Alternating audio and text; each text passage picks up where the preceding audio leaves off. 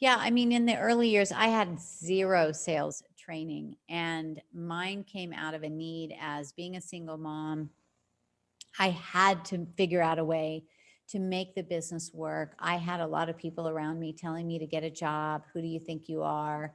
I literally, Gina, had no money, and my daughter was young then, and I just didn't want to get a job. Well, let's just say I couldn't keep a job. I tried, but I was one of those unemployable. So, welcome to the Scale or Fail Show. I am your host and business growth mentor, Allison Maslan. I'm also the founder of Pinnacle Global Network, where we mentor business owners around the world to grow and scale.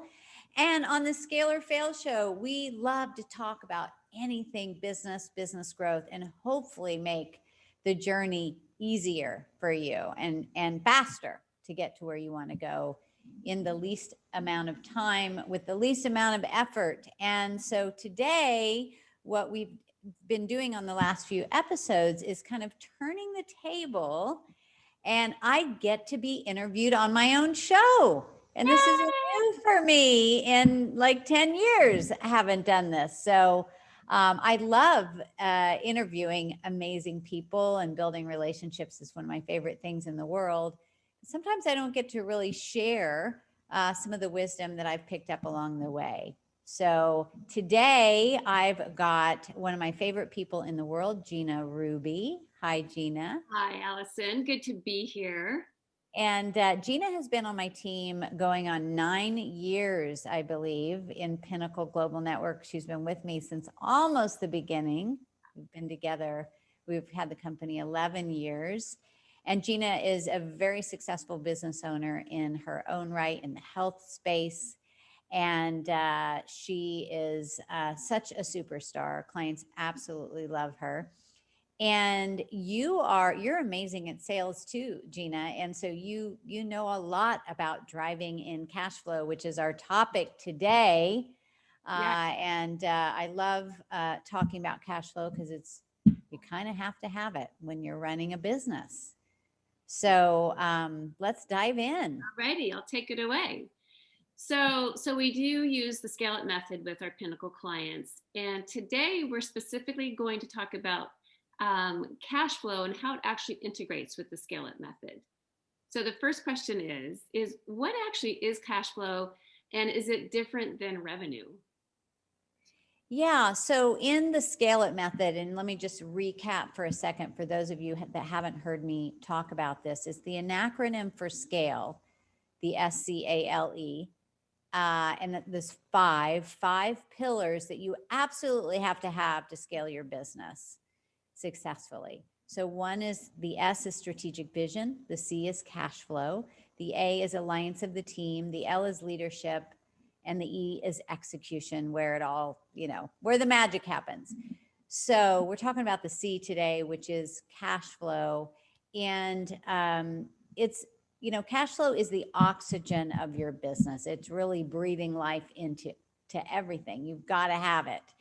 And it's critical because it fuels the growth for all aspects of your business. And the cash flow is driven through marketing, through sales, through financial investment, through joint venture relationships, and so on.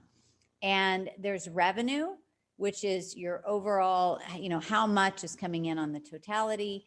But at the end of the day, it's profit. What's left in your pocket? What's left to invest in your business or do whatever with. And you've really got to monitor these things with projecting your cash flow so that you can make smart strategic decisions. I'm all about power of intention and let's move ahead and let's take the big leaps, but let's also be clear and be strategic about it. So it's important that you're constantly driving cash flow in your company. The doors should never be closed. You've got to be a revenue focused company instead of constantly thinking, oh, I've got to get investors, or I've got to get someone to loan me money. No, you got to sell stuff. And then you've got to have systems and processes around the money because it can go out faster than it comes in. Yeah, and it's quite fascinating what we find with our clients. They can be seasoned business professionals, but a lot of times they don't know their numbers, which is fascinating. So cash flow, revenue, all that is a part of knowing your numbers. And when you know your numbers, there's power in that. Whether it Oh means they're yeah. under what you want, then you got to, work harder, or if they're over, then it's a win. So we definitely hone in on our clients knowing their numbers. What would you say is your favorite ways to maximize cash flow with less effort and with time and investment? Yeah, so this is my favorite topic because it's all about scaling, and that's what we help our clients do. And it's about replicating you as the business owner. So if you're the product, you can't really scale that. And you are, you go to sleep or you take vacation, the money stops. So it's about finding ways to replicate what you do or replicate your product or service beyond you. And and so that's where the real growth happens. That's where you really find your multiplier.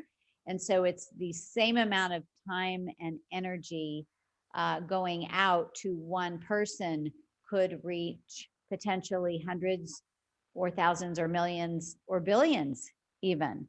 And so that's one side. The other side is that business owners often they'll get frustrated if there's not enough cash flow coming in, especially earlier stage business owners. Once you get over a million, you've kind of got some systems in place and you've got consistent leads coming in. But we always tell our clients you need to be spending 2 to 3 hours on sales. If you're doing the sales, if you have a sales team, they need to be focused on sales 24/7. But when we dive in, it's more like 2 to 3 hours a week that they're doing. And then okay, well, now we get why there's no cash coming in the door. So, if, and if you are, again, if you are the one that is delivering that product or service. So for instance, if you're the accountant or you're the attorney or you're the coach or whatever, it's fine to get it going. But after a while, you've got to replicate you.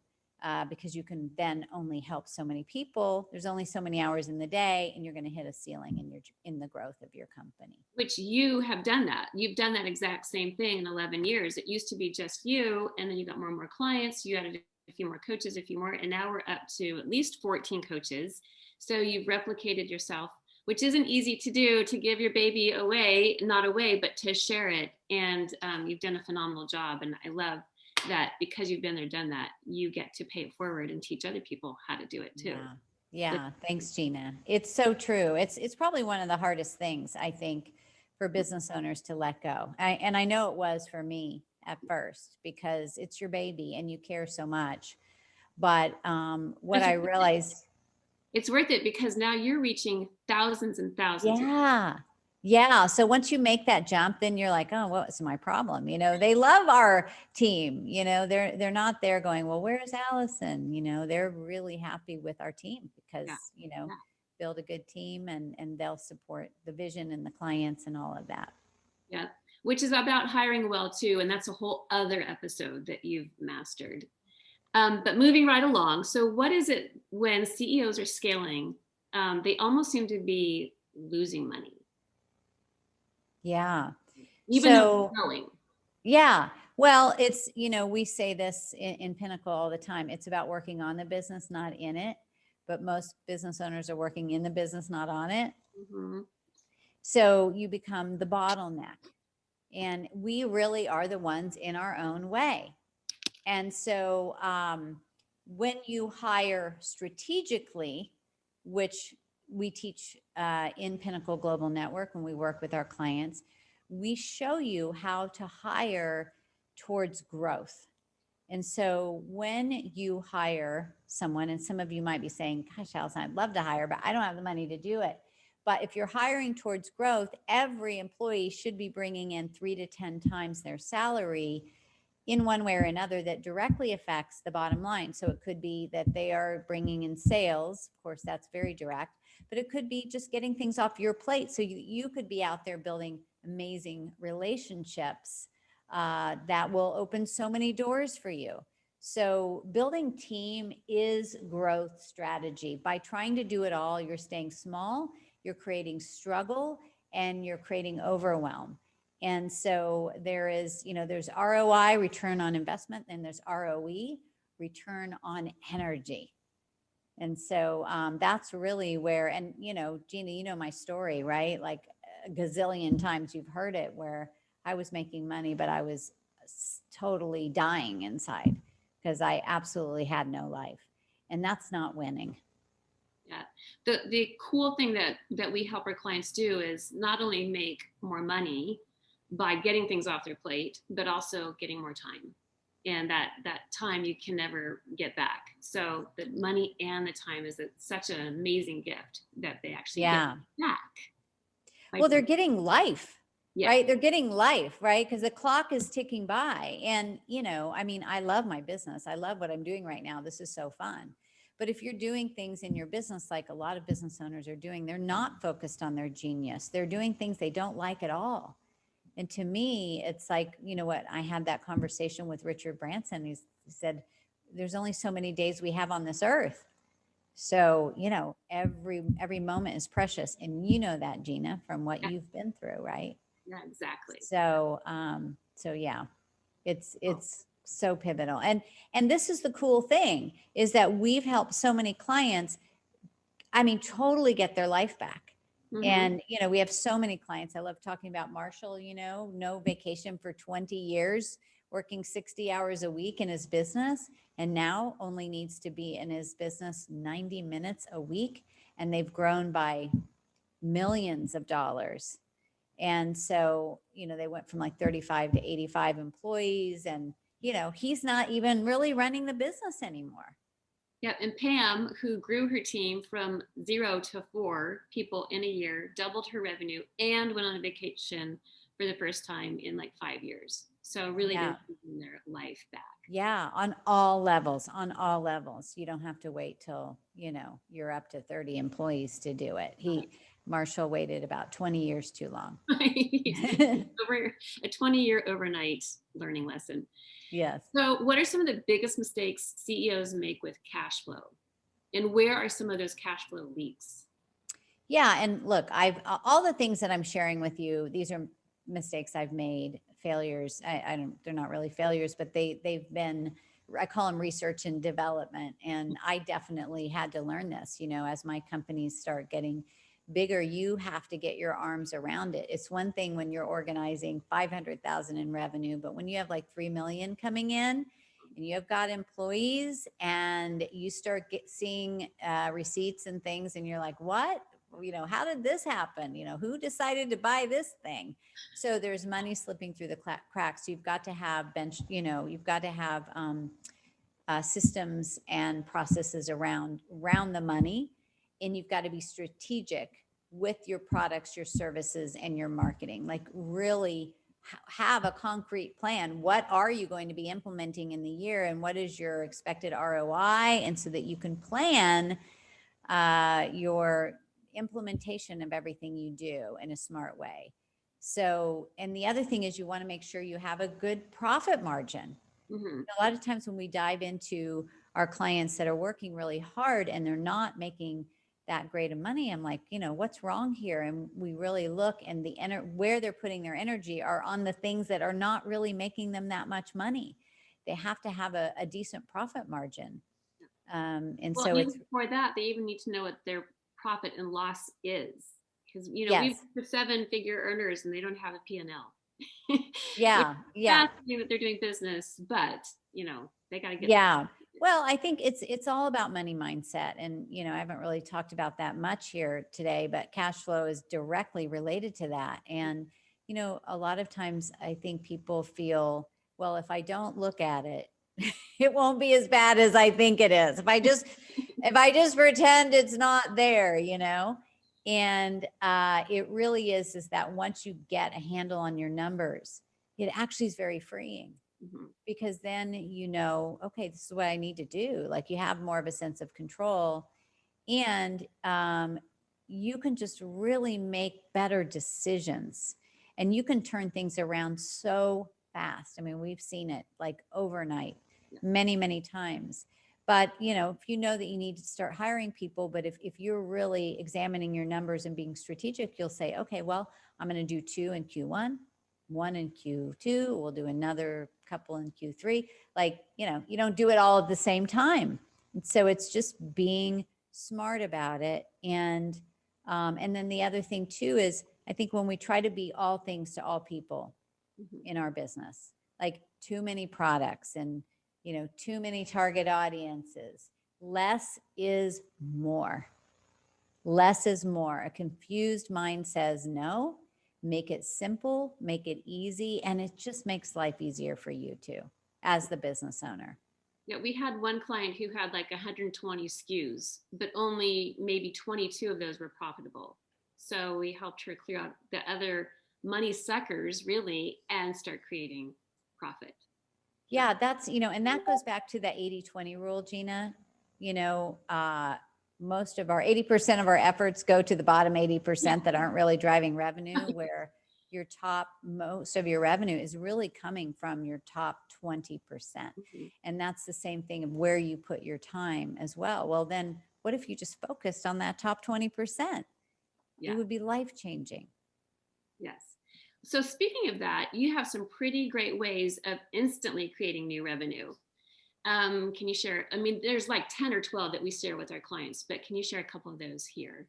Yeah, I mean, there are a lot of different ways to create revenue, and of course, it depends on your industry and your business model. And we do, in Pinnacle, we really support all of those business models. So there are many ways to create revenue, and it depends on the business model that you have and the industry that you're in. And in Pinnacle Global Network, we love that we are supporting all business models and industries. It's very cool. So, but vision is critical. Where are you going? You know, that's the first thing. And because we're often like, you know, doing this tactic and that tactic, but it's not cohesive. And so that's a lot of times why we're losing money, because we're spinning in circles. Is your team on board? Do they get where you're going? It's also about building those key relationships. Your network is your net worth, right? And so don't be building your business in a silo. That's why the power of the mastermind is so amazing in Pinnacle Global Network. Scaling. So I love to talk about your one-to-many. So if you are putting a lot of time and effort to sell your products, you want to think about, how do I get there? And there's many ways, but how do you get to in front of a lot of people at once? So whether it's a membership program, you know, where you take all of the things that you're doing and then have something that is passive revenue that's coming in. You could, let's say you run a PR company, or you run a staffing company. Like if there's something that's signature that you've created, you could create a certification program around that and sell that to your industry. Webinars are one-to-many. Community building your community is one-to-many, meaning that your community, your customers are your raving fans. How can you build community around them so that they're out there really being your sales force? We have Gila Kurtz, who is one of our mentors, but she was a Pinnacle member for 5 years. She runs a company called Dog is Good, and they have a real brand following for people that love dogs. And so they just recently started a direct sale model, and they have big fans of Dog is Good actually doing pop-up shops and virtually right now because of COVID. And they're out there selling their products. This is a community building a community. So it's about having a revenue focused company. And if you feel that your product or service is the best, and you should feel that way, or don't offer it. But why not get it into the hands of the people that need it? So be shameless about it. That doesn't mean be pushy, but share your passion, share your product, and to the people that are out there that need you. If you're keeping that to yourself, then you're being selfish. because there are people that, you know, you're the perfect match for. Well, sometimes too, we've said, what are you doing for free over and over and over that actually could be monetized? And when people do it for free, they just think, well, everybody knows this, but they don't. We all have our own IP. And if we're not monetizing from it, then we can create something, whether it's simple, a $9.99 product a month or something that's several $1,000s. But Yes. Yes. Thanks, Gina. That's so true. yeah. Okay. So moving on, what's the first thing someone should do when they're in a cash flow crunch? Yeah. So fastest path to cash. We Mhm. always look at, okay, Don't say what that. do you have? Like so. What do you have in front of you right now that you could pick up the phone and call 10 people and convert that? What is your low hanging fruit? Who are people that already love you? They've already been customers before. Your current customers or recent customers will spend 5 times as much as a new customer. Why? Because they already trust you, right? They've already seen that you follow through with what you say you're going to do. So when clients start with us in Pinnacle, whether they are at 300,000 or 3 million or 30 million, the first thing we do before we start creating all new revenue streams and helping them scale is that we help them create cash first. So let's increase conversion. Let's expand the marketplace. Let's just have more attention on sales. Let's increase the profit margin and really work on the sales conversion. I mean, if you increase your conversion from 30% to 50%, I mean, that's a massive jump in your revenue. I mean, when the stock market takes a jump like that, it's like a lot of people get very wealthy. So it's learning that sales conversation or your team really nailing it down. And I will say, in almost 40 years of business, this is something that you have to continue to work on and to practice and really just speak from your heart. So you really want it to be authentic, but you also want it to be communicated clearly, and you want to be prepared for objections that your clients often share. You want to be able to have a way to support them with that. And then the last thing is really look at your P&L, like Gina's been talking about, and it's going to tell you, you know, it doesn't lie. So, you know, it may be that there are things that you're spending on that you don't need to, or your prices are too low. And, you know, if you don't ask for the sale, you won't get it. So 80%, I think it's the 80% of sales do not go through unless someone's specifically asking for it. You know, we often think, oh, well, if they want it, they're going to get it. No, they're not going to, because you have to remind people. Yeah. They're busy. They forget. And Or at they 5 to 12 procrastinate. touches, you know, don't just ask and be done, one and done. 5 to 12 touches before you'll get a yes anyway. So it's not. Oh, yeah. Really Great doing them point. a great service to. Yeah. The follow-up is everything. That's right. The follow-up is everything, because sometimes people are just, it takes some time, you know, and you have to be consistent with it. There's a woman that, Pamela O'Rourke, she's in WeBank, and we've talked about this several times, and I've heard her say this, is that she's literally followed up with customers for 10 years. Wow. She's like, I never give up until I get that customer, you know, and she's got a massive company well into the 9 figures. So And people it's, appreciate that. You know, a lot of times our clients yes, are pestering them, but people are busy, or they lost your phone number, or they lost your email. They actually appreciate the follow up because timing is everything. So when they follow up, that makes it easier for your prospect to not have to call you. So it really is a blessing. I agree. Okay, so let's talk about sales. What has helped you be so successful in your business over the years on the sales front? Yeah, I mean, in the early years, I had zero sales training, and mine came out of a need as being a single mom. I had to figure out a way to make the business work. I had a lot of people around me telling me to get a job. Who do you think you are? I literally, Gina, had no money, and my daughter was young then, and I just didn't want to get a job. Well, let's just say I couldn't keep a job. I tried, but I was one of those unemployable. So I really appreciate that time, because my back was against the wall. And had it just been a pile of money sitting there, I didn't have the confidence yet, I would have probably been, "Oh, I'll do it tomorrow. I'll do it tomorrow." And I wouldn't been able to prove to myself that I could do it. So I literally, when I had my ad agency, I went door to door. And, you I know, like you it. get a lot of people shutting the doors on you. So you learn to get a thick skin, you know? And we don't realize, those of you that are listening, you're selling all the time with your family, your kids. You're enrolling them into, let's go to this movie, or let's go to this trip, or you need to go to bed and here's why. And, you know, so it's really about, sales is about enrolling people into your passions, if that's their passion too.